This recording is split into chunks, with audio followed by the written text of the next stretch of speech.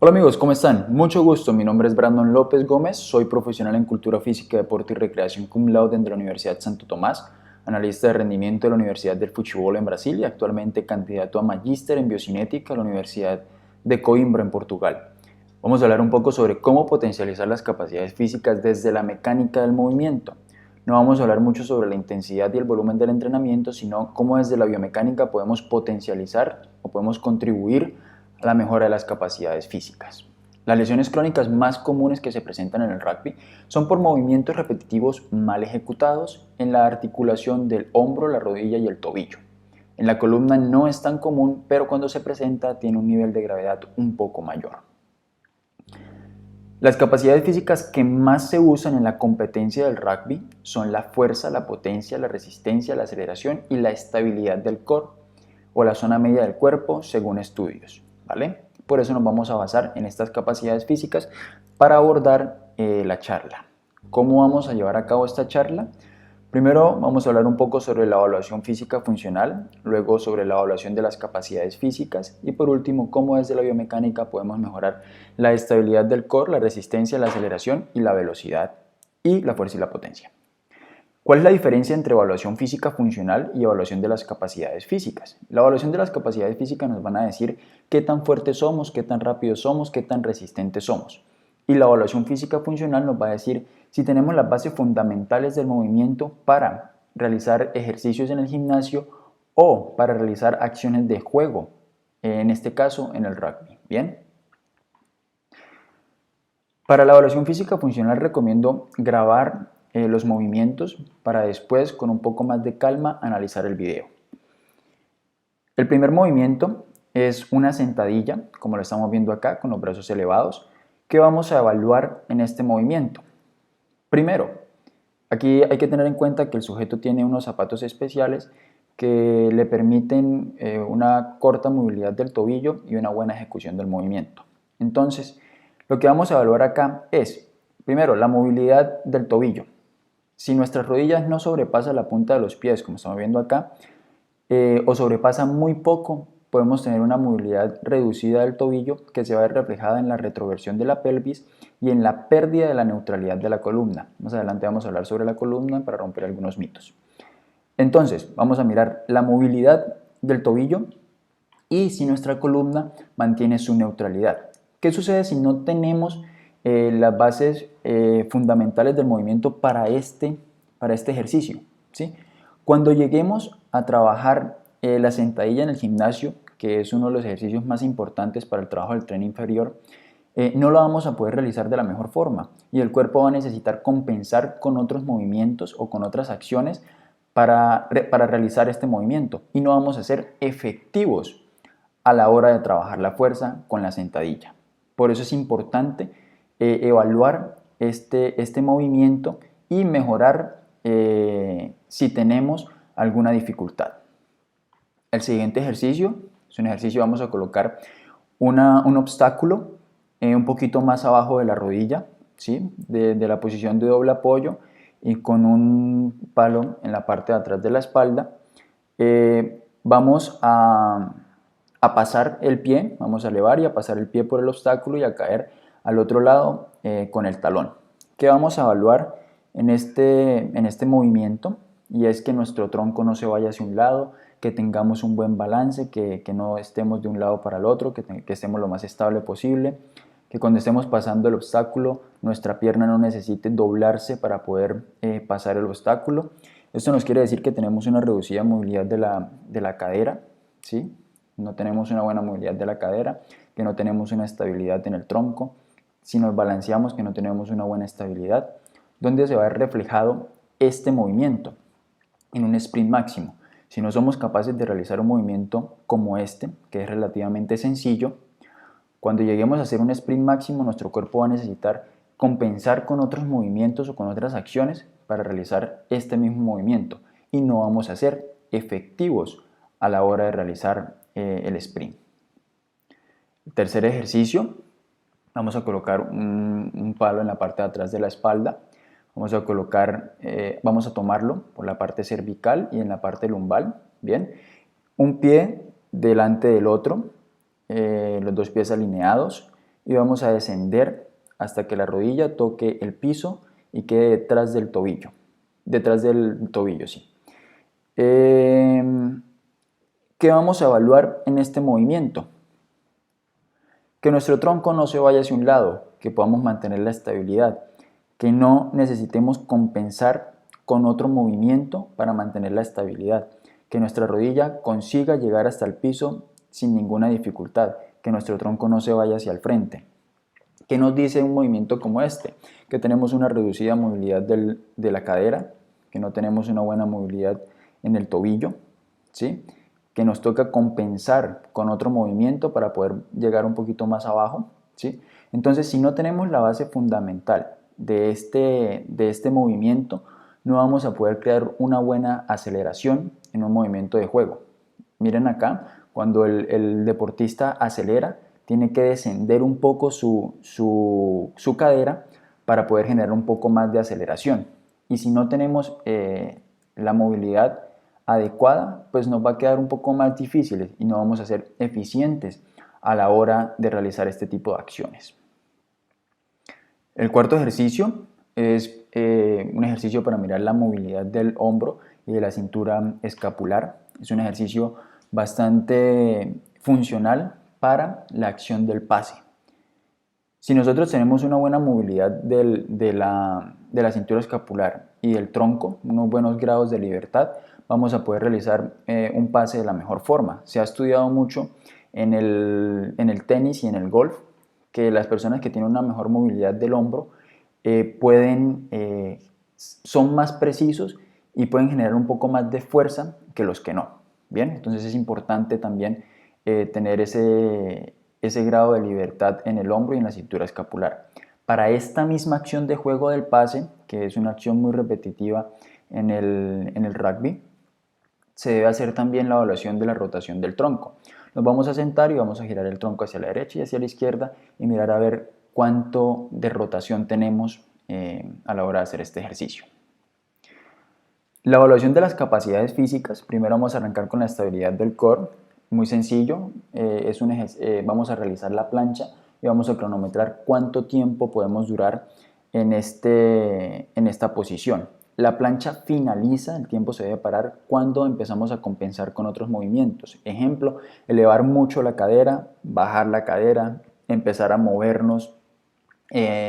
Ya en estos momentos ya la plancha o los músculos que actúan sobre esta posición ya dejaron de ser efectivos y pues con base en eso necesitamos trabajarlo. Ya eso sería un trabajo para la mejora. Para la velocidad recomiendo hacer el test de 10 metros. ¿Por qué? El 90% de las acciones de sprint máximo en el rugby se presentan hasta los 20 metros. De ahí para adelante no se corre, no es tan común. ¿Bien? Y hasta los 10 metros se realizan el 50% de los sprint máximos. Pero en este 50% se presentan las acciones decisivas como la anotación. Entonces por eso es recomendable hacerle el test de 10 metros. Bien, es muy sencillo, es de marcar el inicio y el final, cronometrar. Si quieren una evaluación un poco más exacta, pueden grabar el movimiento, grabar la trayectoria de los 10 metros de su test y incluirlo en este programa, que es muy sencillo, se descarga gratuitamente, se llama Kinovea. Es un programa de análisis cinemático, colocan el video acá, le dan acá el botoncito de cronómetro, le dan iniciar cuando van a iniciar el movimiento y finalizar cuando pasen el punto que demarca los 10 metros y pueden tener una evaluación más exacta de su velocidad o el tiempo que hicieron en los 10 metros, ¿vale? El test de resistencia es un test muy sencillo de realizar. Pueden descargar el audio por YouTube. Es un test de 20 metros. La trayectoria son 20 metros. El audio les va diciendo cuándo deben correr. Bien. Cuando se acaba este test, cuando la fatiga que existe en su cuerpo no les permita correr más, ¿vale? En ese momento deben estar pendientes de la etapa y el nivel en que quedaron para ubicarse en esta tabla y este número deben colocarlo en una fórmula para saber cuál es la potencia aeróbica láctica que ustedes tienen y pues evidentemente mejorarla con el entrenamiento. Para la fuerza, el test Gold estándar en la práctica, ¿sí?, es el 1RM. Existe un test de laboratorio, pero evidentemente la máquina es demasiado costosa y no todos tenemos acceso a esa máquina. Entonces, con el 1RM se puede detectar muy bien la fuerza máxima que nosotros tenemos. En estos momentos de cuarentena también se puede hacer repeticiones máximas. ¿Cuántas flexiones de brazo puedo hacer en un minuto? ¿O cuántas flexiones de brazo puedo hacer hasta la fatiga? Bien, todos estos métodos de evaluación también son válidos. Para la evaluación de la potencia, el test de salto vertical de la potencia en el tren inferior es muy bueno. Entonces lo que hacemos es pararnos al lado de una pared, elevar el brazo, demarcar hasta donde llega la punta de los dedos, ¿sí? Luego hacer el salto y marcar hasta donde llegamos. Nos podemos mojar la punta de los dedos o con un poquito de tiza. Y vamos a medir desde la primera marca hasta la segunda cuánto hay, y eso nos va a decir cuánto saltamos, ¿vale? ¿Por qué es importante evaluar? Al principio es importante evaluar para saber qué tenemos que mejorar y para no andar ahí como un barco a la deriva. Y dentro del plan de entrenamiento es importante la evaluación para saber si nuestro plan de entrenamiento está funcionando, ¿sí? Si no estamos perdiendo el tiempo entrenando para nada, ¿vale? Entonces por eso es importante la evaluación de las capacidades físicas y la evaluación física funcional. Ahora bien, ¿cómo desde la biomecánica podemos mejorar las capacidades físicas? Vamos a hablar un poco sobre la columna para romper algunos mitos. En nuestra vida diaria siempre nos han dicho que debemos mantener nuestra espalda recta e ir erectos por todo nuestro día, mantenernos erectos durante todo el día, ¿vale? No es tan cierto. La columna también tiene que flexionarse, también estar sentado con un poquito de curvatura en la columna es totalmente normal. Incluso en el deporte también se puede hacer este tipo de acciones. La columna no siempre tiene que estar en una posición neutral, como lo estamos viendo acá, ¿vale? O sea, eso es un mito que siempre se ha llevado, porque nos dicen que la columna es una estructura re frágil que con cualquier cosa se puede romper, y es totalmente falso. La columna es una estructura realmente fuerte que aguanta cargas bastante elevadas, ¿sí? Y que solamente se va a lesionar con con una lesión o con un choque o con un trauma muy grande, ¿sí? Pero de resto no. ¿Por qué? Ahora bien, ¿por qué es importante en el deporte mantener la neutralidad de la columna? Por la eficiencia en el movimiento. Si la columna está recta, como lo indica en la técnica de cada uno de los ejercicios, vamos a ser más eficientes a la hora de realizar un movimiento. Por eso es importante en el deporte mantener la neutralidad de la columna, ¿vale? Ahora bien, ¿cómo desde la biomecánica vamos a mejorar la estabilidad del core? Los ejercicios más comunes para mejorar la estabilidad del core son la plancha, la mejora de la fuerza en el recto abdominal, en los oblicuos y en el glúteo. Para la estabilidad del core, mejorando la técnica de realizar la plancha. ¿Cuál es la técnica adecuada para realizar la plancha? Primero, el cuerpo tiene que estar totalmente recto. La cadera no puede estar muy elevada, que quedemos aquí como una V, ¿vale? Necesitamos tener el cuerpo recto, que en la parte lumbar se conserve la curvatura, ¿vale? Y en la parte de la cintura escapular, en la parte de arriba, los hombros tienen que estar hacia abajo y la columna la tenemos que llevar hacia arriba, como si estuviéramos aplastando los pectorales, ¿vale? Esto, ¿cómo nos va a ayudar? ¿Vale? Si mantenemos esta posición como se ve acá, todos los músculos que actúan sobre esta posición se van a activar de una forma idónea, ¿vale? Si subimos la cadera, una parte del esfuerzo se va a recargar en la estructura ósea, ¿vale? Entonces la activación de los músculos no va a ser eficiente. Y aquí lo que estamos buscando es que el trabajo, ese minuto que nosotros duramos ahí, sea totalmente eficiente para nuestros músculos y no que se sobrecargue en la estructura ósea y nuestros músculos no trabajen de la mejor forma, ¿vale? ¿Cómo mejoramos la fuerza en el recto abdominal? Realizando abdominales para el recto abdominal. Cuando realizamos la famosa abdominal completa, que llevamos el pecho hasta el cuádriceps, lo que estamos trabajando en mayor medida son los músculos flexores de la cadera, ¿bien? Y no el recto abdominal de la mejor forma. Se activa al principio, pero después ya se desactiva totalmente y solo quedan activados los músculos flexores de la cadera. ¿Dónde se activan los músculos del recto abdominal como tal? Cuando realizamos esta pequeña flexión del tronco. Después de acá en adelante son los músculos flexores de la cadera. Entonces, para trabajar el recto abdominal con este simple movimiento. ¿También es importante trabajar los músculos flexores de la cadera? Sí, pero en este momento estoy hablando sobre el recto abdominal para la mejora de este músculo. También es importante incluir los flexores de la cadera, ¿bien? Para el oblicuo es la misma explicación, solo que debemos agregarle una pequeña rotación interna al tronco, como lo estamos viendo en la imagen. Y ahí vamos a activar los músculos del oblicuo de una mejor forma. Para el glúteo es un músculo bastante importante para la estabilidad del cuerpo, ¿sí? Recomiendo bastante el uso de la banda, de esta banda en la sentadilla sobre todo. Cuando estamos realizando la sentadilla, activamos el músculo con esta banda de una muy buena forma. También con este tipo de ejercicios que son muy sencillos, que con poca intensidad lo podemos utilizar como calentamiento y podemos estar activando y fortaleciendo un poco lo que es el glúteo, ¿vale? Ahora bien, ¿cómo vamos a mejorar desde la mecánica del movimiento, la aceleración y la velocidad? Mejorando la técnica de la carrera. Hay diferentes estudios que demuestran que las personas, los futbolistas sobre todo y algunos deportes de conjunto, estos atletas que tienen una mejor técnica de carrera son jugadores más veloces, son jugadores que consiguen acelerar mucho mejor. ¿Qué sucede con las personas que no tienen una buena técnica de carrera? ¿Sí? Que corren como fondistas en una acción de velocidad.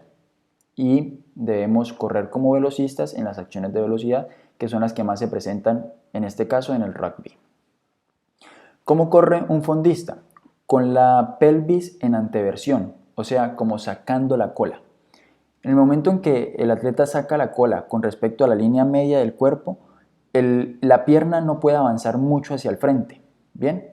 Al contrario, como lo es el velocista, que como lleva la cadera en anteversión, permite que la pierna avance un poquito más hacia el frente y genere, ¿qué?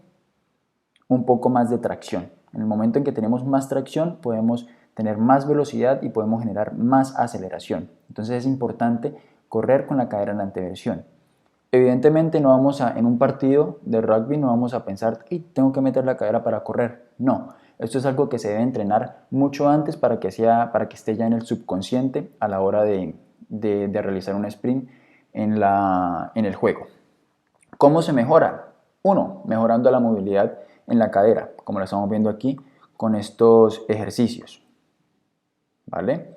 Se pueden incluir al final de la sesión de entrenamiento como trabajo de flexibilidad. Recuerden que cada ejercicio debe durar 30 segundos y se debe trabajar 3 veces por semana y hay una buena mejora de la flexibilidad y la movilidad de la cadera. También con ejercicios de elevación de rodilla, estáticos en movimiento, sobre vallas, también ayuda a crear un poco de conciencia sobre cómo se debe correr de la mejor forma.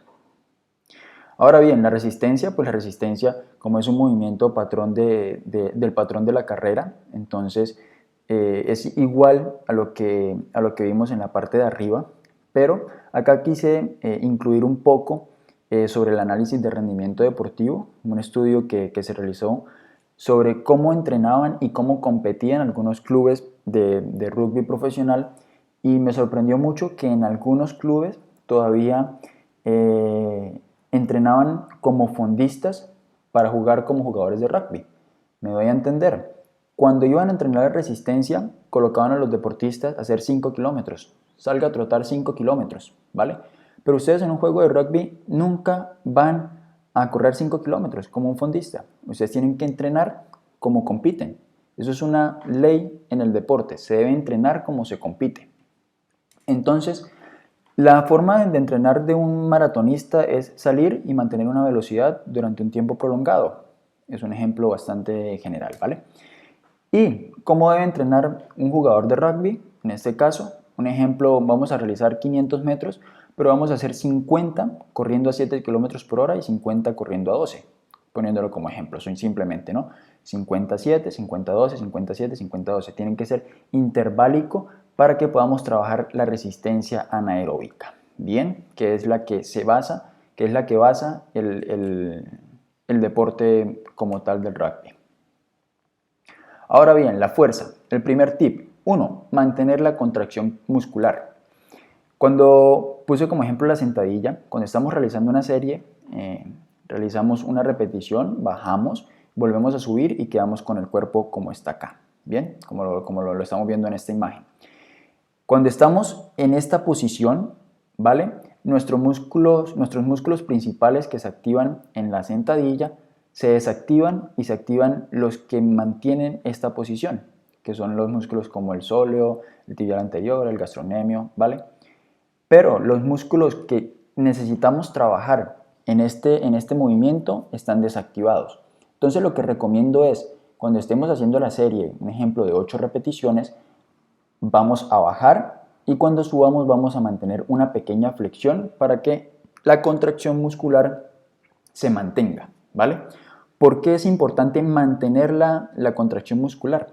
El único deporte que realiza una repetición máxima y descansa es el levantamiento olímpico. Pero un ejemplo muy claro en una situación de juego del rugby es esta. Ustedes acá en este momento no realizan una flexoextensión y ya, ¿vale? Ustedes tienen que mantener la fuerza, mantener la contracción muscular para salir exitosos en esta situación de juego. Entonces, por eso es importante mantener la contracción muscular. Lo que dije ahorita poco, debemos entrenar como competimos.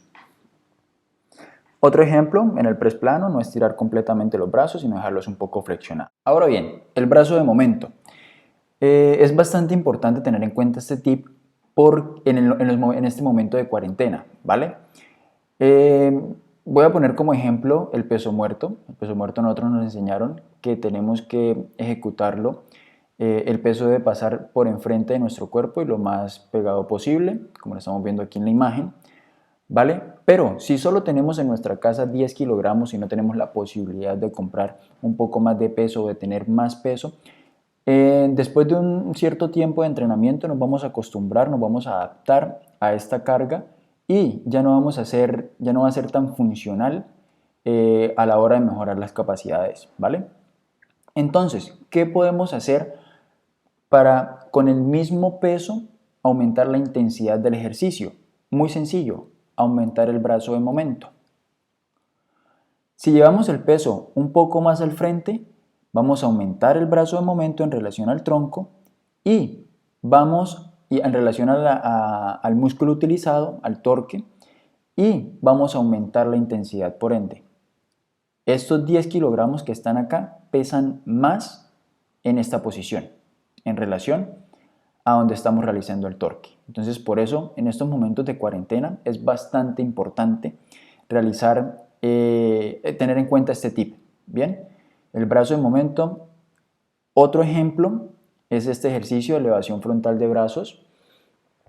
Cuando estamos realizando este ejercicio, cuando el peso está pegado a nuestro cuerpo, la intensidad es menor a cuando está alejado, ¿vale? Y cuando vuelve otra vez en relación al eje medio de nuestro cuerpo, pues va a disminuir la intensidad. Lo que recomiendo para aumentar la intensidad es aumentar el brazo de momento, como hacer el recorrido, que sea un recorrido totalmente vertical, como lo estamos viendo acá. Va a haber una pequeña curvatura, sí, pero va a haber un aumento de la intensidad durante todo el recorrido. Ahora bien, La fuerza es igual a la masa por la aceleración. Siempre para aumentar la fuerza nos concentramos en aumentar la masa. Para aumentar la fuerza siempre decimos hay que meterle más carga, pero nunca, casi nunca nos enfocamos en la aceleración. ¿Cómo podemos aumentar la aceleración en un ejercicio como la sentadilla?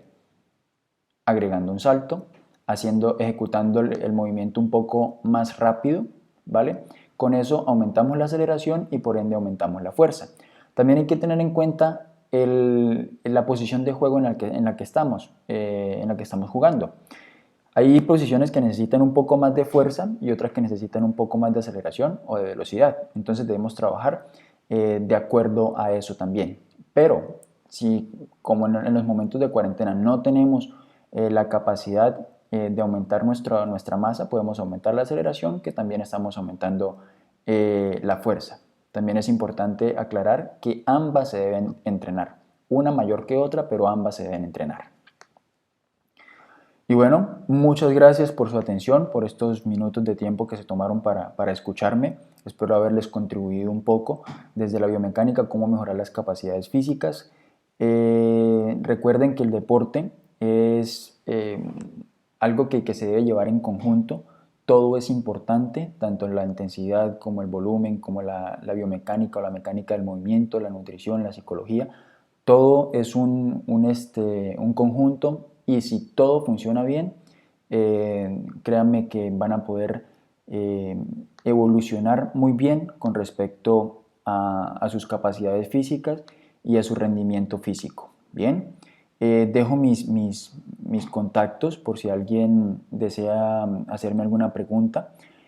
Con mucho gusto, también lo pueden dejar aquí en los comentarios. Y nada, muchachos, nos vemos en una próxima.